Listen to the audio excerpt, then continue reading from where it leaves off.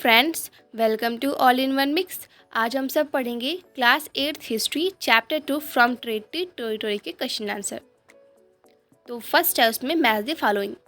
Deewani right to collect land revenue, तो एक ऐसा प्लेस जहाँ पर लैंड रेवेन्यू जो थी ना उनकी कलेक्शन की जाती थी। नेक्स्ट है टाइगर ऑफ मैसूर, तो मैसूर का शेर जो है किसको कहा जाता था, तो वो टीपू सुल्तान थे और वो मैसूर के सुल्तान भी थे, कि मैसूर के राजा भी थे। नेक्स्ट है फौजीदारी अदालत, तो क्रिमिनल कोर्ट।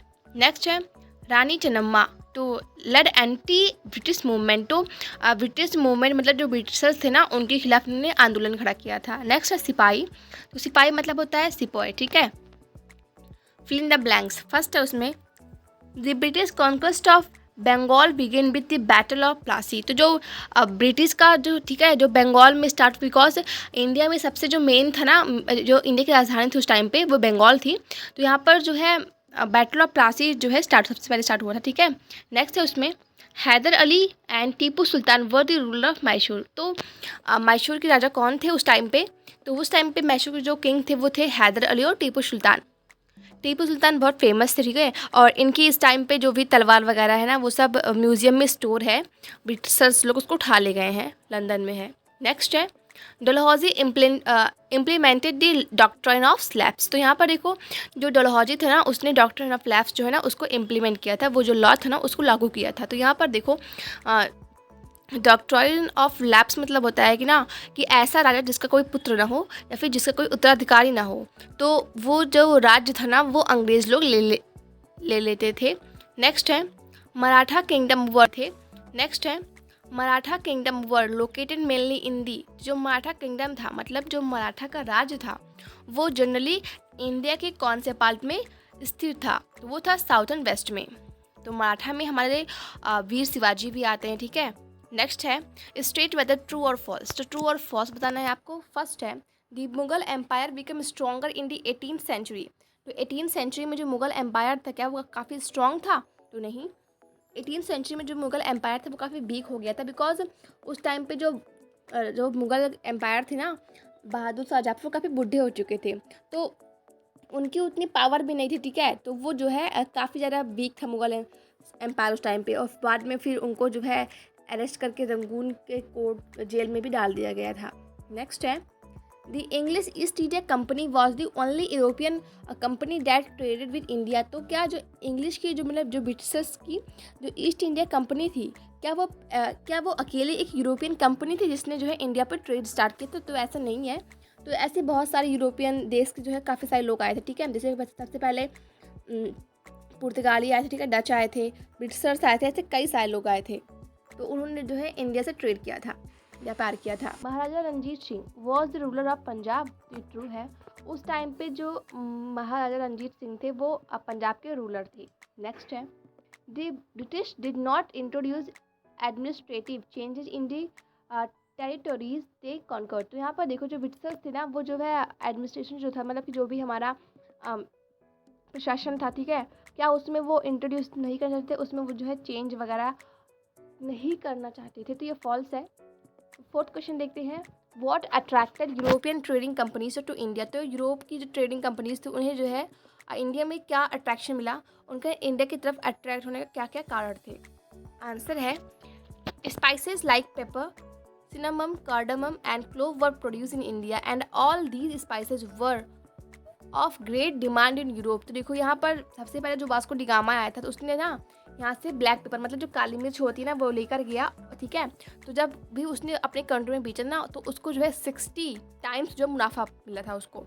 तो यहाँ पर देखो तो यहाँ पर ना जो इंडिया थी ना उसमें जो है काली मिर्च, ठीक है, जीरा और जो भी हमारे दालचीनी वगैरह होते हैं, लौंग होते हैं, वो सब इंडिया के साउदर्न मोस्ट पार्ट में सबसे ज़्यादा प्रोड्यूस होते हैं, केरला वगैरह में, ठीक है। तो यूरोपियन जो कंट्री थी उनको ये चीज़ें काफ़ी ज़्यादा डिमांड में, काफ़ी ज़्यादा उनको काफ़ी ज़्यादा डिमांड थी उस कंट्री को, तो लोग अट्रैक्ट हुए।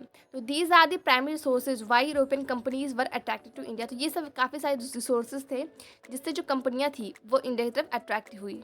नेक्स्ट है what were the areas of conflict between the Bengal nawabs and the East India Company, तो यहाँ पर देखो जो बंगाल के नवाब थे और जो ईस्ट इंडिया कंपनी थी तो कौन कौन से क्या क्या एरिया थे, ठीक है, उनके बीच में क्या क्या लड़ाइयाँ हुई थी। तो यहाँ पर देखो The area of conflict between the Bengal Nawabs and the East India Company started when the Nawabs refused to grant the company concessions and demanded large tributes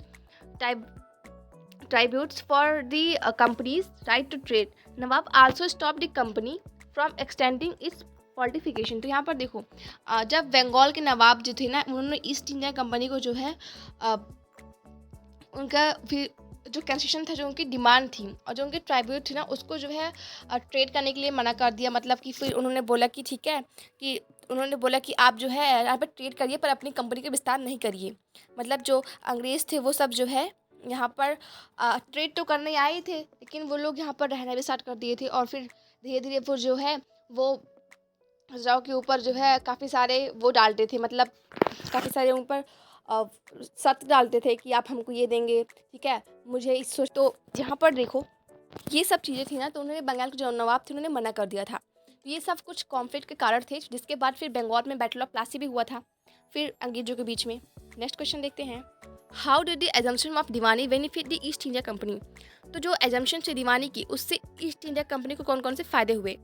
तो Diwani allow the company to use the vast revenue resources of Bengal. तो जो दीवानी थी ना वो इनको allow करती थी, ठीक है, कि आप जो है काफ़ी सारे जो धन थे रेवेन्यू रिसोर्सेज थे आप बंगाल से यूज कर सकते हैं। The outflow of gold and silver which the company imported two by goods in India was stop. तो यहाँ पर देखो फिर ये जो अंग्रेज़ लोग थे वो सब जो है ना तो यहाँ पर देखो वो लोग क्या करते थे काफ़ी सारे गोल्ड और सिल्वर वगैरह कंपनी से ना वो सब खरीदते थे, ठीक है, सामान वगैरह। तो वो सब चीज़ें बंद कर दिया गया किसके द्वारा, दीवानी के द्वारा, ठीक है। नेक्स्ट देखते हैं, explain the system of subsidiary alliance. तो यहाँ पर सब्सिडरी अलायंस मतलब क्या होता है, ठीक है, उसका आपको एक्सप्लेन करना है। आंसर देखते हैं, according to this alliance Indian ruler were not allowed to have their independent arm forces. तो इस अलायंस के द्वारा जो इंडियन किंग्स थे, ठीक है, यहाँ पर वो जो है खुद की सैनिक नहीं रख सकते थे, खुद के आर्म फोर्सेज नहीं रख सकते। जैसे कि पहले के जो राजा लोग थे वो सब काफ़ी सैनिक रखते थे, घुड़सवार रखते थे, हाथी रखते थे, ठीक है, तो वो सब चीज़ें जो है बंद हो गई। They were to be protected by the company. ये सब चीज़ें जो है ना उनको उनकी जो प्रोटेक्शन थी, उनकी जो सुरक्षा थी वो कंपनी द्वारा उनको प्रदान करने लगी। बट हैड टू पे दिस सब्सिडी फोर्सेज। और फिर जो राजा थे वो जो है जो ब्रिटिशर्स के जो सैनिक थे उनको जो है वेतन भी देना पड़ता था। तो यहाँ पर देखो पहला पॉइंट क्या है, मतलब यहाँ पर जो राजा थे, जो भी रूलर्स होते थे वो सब जो है खुद का मतलब आर्म फोर्स नहीं रख सकते थे और जो ब्रिटिशर्स जो थे वो जो है इनको जो है प्रोटेक्शन देते थे। और लेकिन जो राजा थे ना वो पेमेंट राजा को करनी पड़ती थी, किसको, सिपाही को। नेक्स्ट क्वेश्चन देखते हैं, in what veg was the administration of the companies different from that of Indian rulers. तो जो भी कंपनी का जो प्रशासन था वो इंडियन रूलर्स के मुकाबले काफ़ी ज़्यादा डिफरेंट, काफ़ी ज़्यादा अलग क्यों था, ठीक है। तो आंसर देखते हैं, in India districts were the main administration. जैसे कि इंडिया में जो डिस्ट्रिक्ट थी ना वो काफ़ी ज़्यादा मेन एडमिनिस्ट्रेशन थी, काफ़ी ज़्यादा प्रशासन की मेन यूनिट थी जो जिले होते थे। लेकिन यहाँ पर देखो जो अंग्रेज़ थी ना उन्होंने जो कंपनी के जो एडमिनिस्ट्रेशन थे उसको जो है प्रेसिडेंटीज बोला। Next, each presidencies were ruled by the governor. तो यहाँ पर देखो जैसे कि डिस्ट्रिक्ट होता, कोई जिला होता था तो उसको हम लोग जो है ना कलेक्टर्स मतलब जो भी जिलाधिकारी होते हैं वो रूल करते, ठीक है, उनके कंट्रोल के अंदर आता है। और जो जितनी भी प्रेसिडेंटीज होती है वो सब चीज़ गवर्नर जो है रूल करते थे। Supreme head of company was the governor general. और उस सुप्रीम जो भी कंपनी थी ना उसको जो सुप्रीम हेड होता था वो गवर्नर जनरल होता था, जैसे कि लॉर्ड डलहौजी थे, लॉर्ड कैनिंग थे, ठीक है, वो सब। But in India the head of the administration was the king.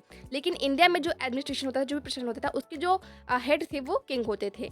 Next question देखते हैं, describe the change that occurred in the composition of the company army. तो कौन कौन से चेंजेस थे जो भी कंपनी ने आर्मी के अंदर किए थे वो आपको एक्सप्लेन करना है। तो following changes occurred in composition of the company army. जो भी कंपनीज के जो आर्मी थे उनमें काफ़ी सारे चेंज हुए थे। जैसे the company started recruiting profession of soldier in place of sowars and paidals. तो यहाँ पर देखो जो राजा होते थे वो सब सवार रखते थे, मतलब पैदल सेना भी रखते थे और घुड़सवार भी रखते थे। लेकिन जो कंपनी होती थी उन्होंने आर्म फोर्स रखना स्टार्ट कर दिया। Next, British began to develop a uniform military culture. जैसे कि फिर उन्हें जो है यूनिफॉर्म मिलिट्री कल्चर मतलब जो ब्रिटिशर्स थे उन्होंने जो है काफ़ी सैनिकों का जो है एक proper uniform military uniform fix कर दिया। जैसे कि अपने लोगों में अभी इस टाइम पे इंडियन आर्मी का अलग है, ठीक है, इंडियन एयर फोर्स का अलग है, ठीक है, वैसे ही उन्होंने जो है ना अपनी जो आर्म फोर्सेस थी उनको जो है यूनिफॉर्म प्रोवाइड किया। So friend, thank you for watching this and don't forget to like and share the video.